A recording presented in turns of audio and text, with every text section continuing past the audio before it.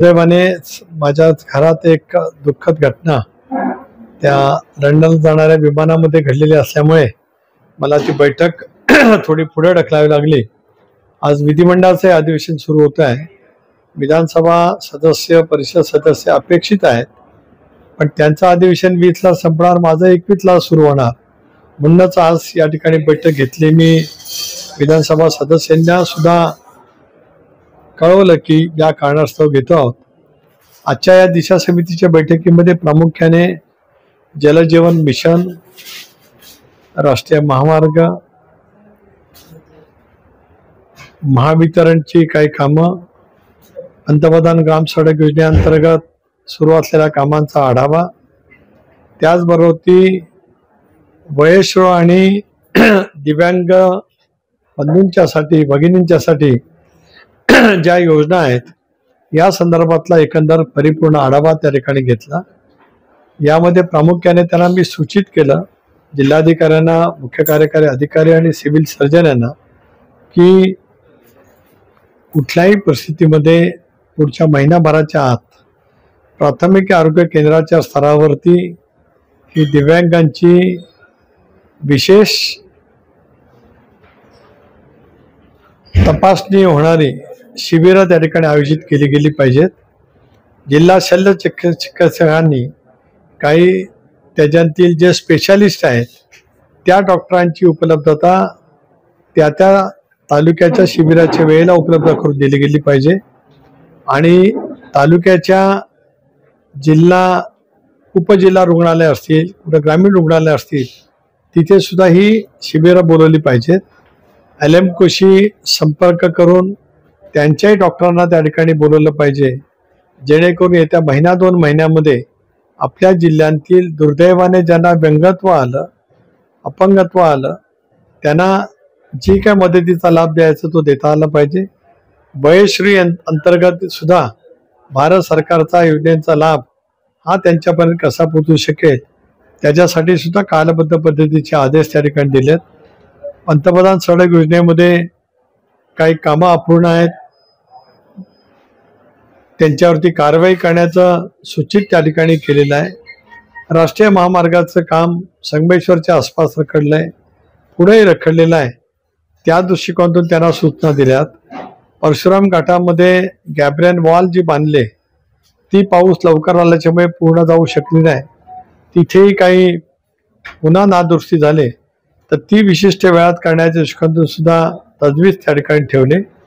कोकण रेल्वेच्या अधिकाऱ्यांची स्वच्छ शब्दामध्ये उघडणी केली की त्यांच्यासाठी उपलब्ध असलेला निधी हा आज कोकण रेल्वे कॉर्पोरेशन अजून अधिकृत विलिनीकरणाची घोषणा झाली, परंतु ती प्रक्रिया थांबले। या अधिवेशनात ती प्रक्रिया होईल असा माझा प्रयत्न राहील, पण तोपर्यंत त्यांच्याकडे उपलब्ध असलेल्या बजेटमध्ये काही ठिकाणी एक्सेलेटर, काही ठिकाणी प्लॅटफॉर्मची उंची, काही ठिकाणी महिलांच्यासाठी स्वतंत्र प्रसाधनगृह, याची जी काय आवश्यकता त्या रेल्वे स्थानकाच्या गरजेनुसार असतील तर ती करावीत अशी सुद्धा कोकण रेल्वेला त्या ठिकाणी सूचना देण्यात आलेली आहे। इतरही विषयांच्या बाबतीमध्ये चर्चा करत असतानाच रस्ता सुरक्षा याची सुद्धा बैठक त्या ठिकाणी झाली आणि त्याच्यावरती सुद्धा ज्या ठिकाणी आज ॲक्सिडेंट प्रोन आहेत, काही ठिकाणी रमलिंगची व्यवस्था करण्याची आवश्यकता आहे। अनेक वेळेला रात्रीची मोकाट जनावरं ही रस्त्यांच्यावरती असल्याच्यामुळे अपघाताचं प्रमाण वाढतं, दुचाकीवरचं तर फेटल अपघात होतात। हा एक सामाजिक विषय आहे, पण त्याच्यावरती कलेक्टर, CO आणि पोलीस दल यांनी समन्वयातून काय मार्ग काढता येईल या दृष्टिकोनातून सुद्धा त्यांना सूचना देण्याचा प्रयत्न केला आहे। लोटे परशुरामच्या MIDC मध्ये गंभीर बाब अनेक वेळा निदर्शनास येते, तिथे अलीकडच्या कालावधीमध्ये झालेल्या स्फोटांचं प्रमाण वाढलंय आणि CETP चालू न करता पावसाचा गैरफायदा घेत अनेक कंपन्या सांडपाणी थेट नदीमध्ये सोडतात।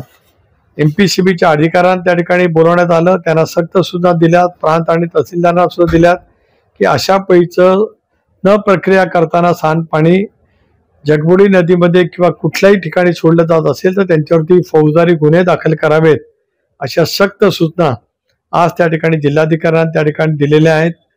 त्या सगळ्या कंपन्यांच्या मध्ये विशेष करून कोको कोला कंपनीमध्ये सुद्धा ज्या पद्धतीने स्थानिकांच्या भरतीच्या बाबतीमध्ये एक अनास्था दाखवली जाते त्या संदर्भामध्ये सुद्धा कडक सूचना त्या ठिकाणी देण्यात आलेल्या आहेत, जेणेकरून इथे जे जे काही कारखाने येतील त्या कारखानदारांना लागणारं कुशल अकुशल मनुष्यबळ आणि इनडायरेक्ट रोजगार या रोजगारामध्ये स्थानिकांचा सहभाग कसा राहील या दृष्टिकोनातून सुद्धा आढावा त्या ठिकाणी घेण्यात आला।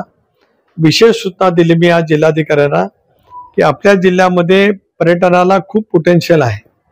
किमान माझ्या लोकसभा मतदारसंघामध्ये मंडणगड, दापोली, गुहागर हा 3 तालुके आज हे कोकण किनारपट्टीवरती येतात।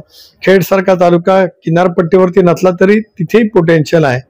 अशी काही पुरातन प्राचीन मंदिरं किंवा इतर काही पर्यटन स्थळं विकसित करण्याचा प्रस्ताव त्यांनी करावा।